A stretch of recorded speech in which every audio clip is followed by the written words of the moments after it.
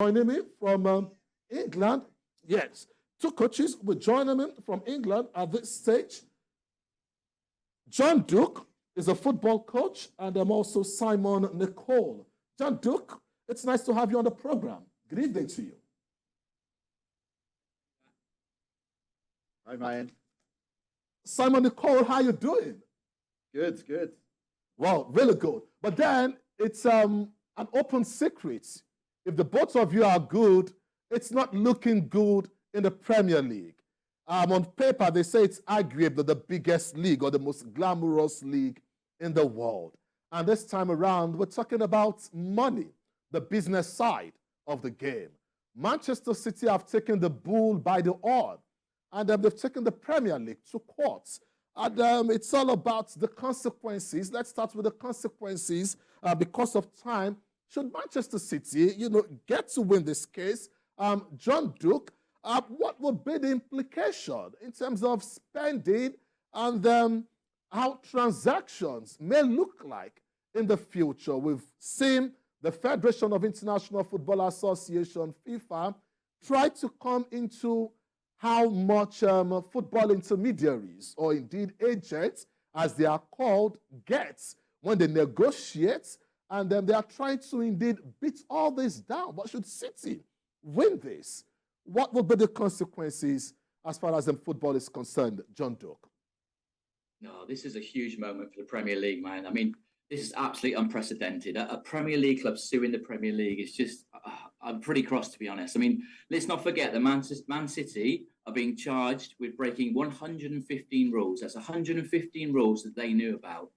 And let's remember why those rules were put in place to try and make to try and level the playing field, to make it as fair as possible for all the teams. And it's not easy to do with the money around. So the rules were put in place to make things fairer.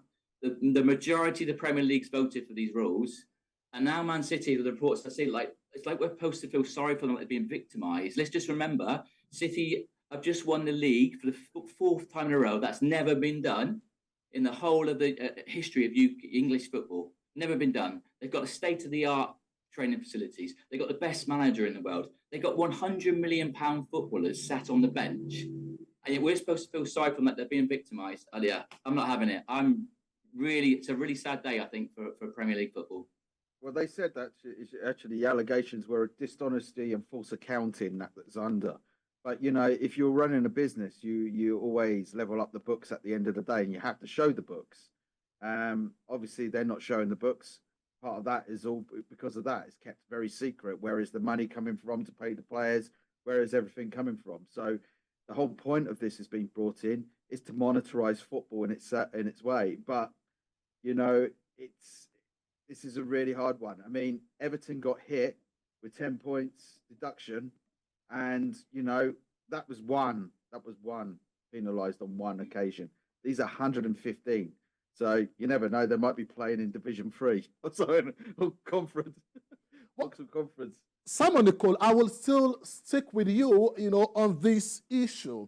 You talked about Everton Football Club.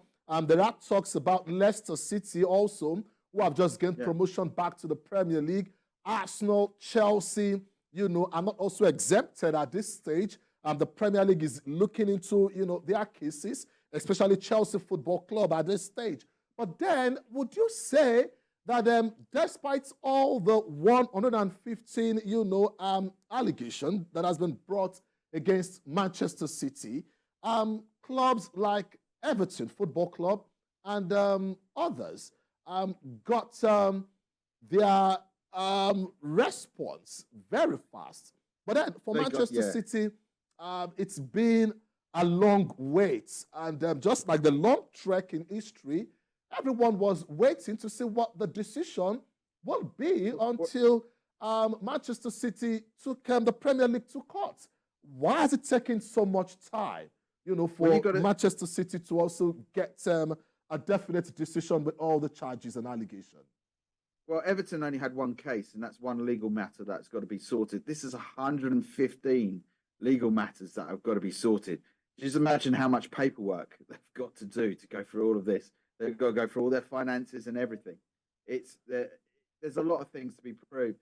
I mean, even Man City said if they lose this case, they will just opt in and go into the European Super League Cup and run it in the European Super League. So I don't know. It's money. It's in football, and as I said last week, so many rich wealthy businessmen coming in with companies taking over Premiership clubs. It's going to get really, really difficult. It's getting ludicrous at the moment in the UK. I don't know. I don't know what's going to happen. Well, you talked about not knowing what will happen, but then John Duke, I know at some point you were at Liverpool Football Club, a youth coach at Liverpool Football Club. But let's holistically take a look at the huge investments in the Premier League today. Today you have billionaires from the Middle East. You have billionaires from the United States coming to invest, so much in the Premier League. And this talks about how lucrative the Premier League is today.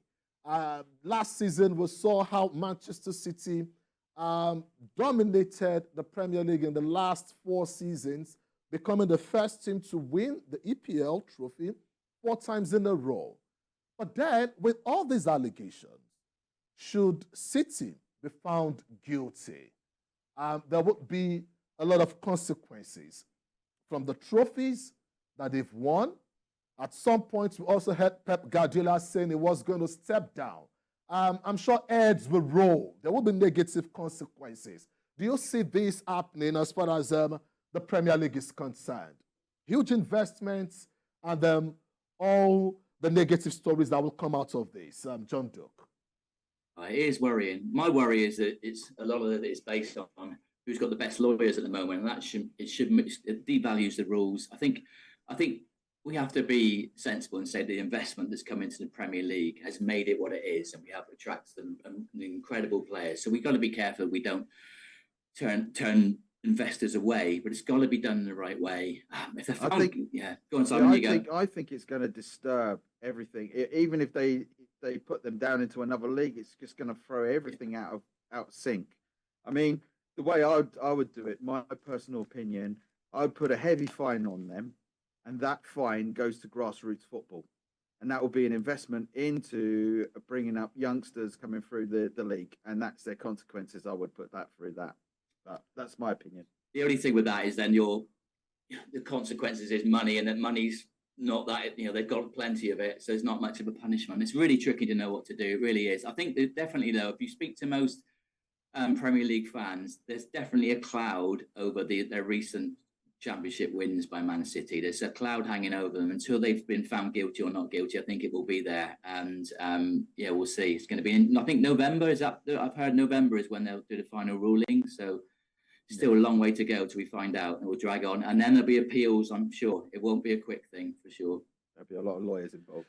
Fingers crossed. Fingers crossed, no doubt. But then news just coming in at this point. John Duke. And then also Simon Nicole, the African Cup of Nations in the year 2025 has just been postponed from the calendar year 2025 to the calendar year 2026.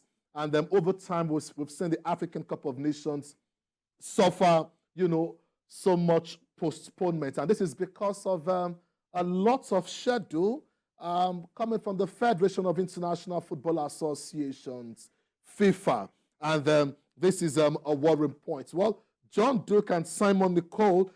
John Duke, in 30 seconds, postponement of the African Cup of Nations and overcrowded schedule at the stage in world football. Yeah, I think the scheduling in football is a big problem at the moment. And now they're talking about Club World Cups and all sorts. So I think they really need to sort this out, prioritise the events and make sure that the fans get to see the events they want to see and stop. Really, just the players need protection. Yes, the problem, you got important players on your team that you want for your national squads or your, to play for your country. Okay, it's a nightmare because they're playing domestic leagues and it's really hard. So you've got loads of cups and that to compete in. All right, Simon Nicole, John Duke, I must say very big thank you for joining us on the show, taking a look at the legal tussle involving the Premier League and Manchester City. And like we just told you now, the AFCON tournament has been postponed from 2025 to 2026. Time is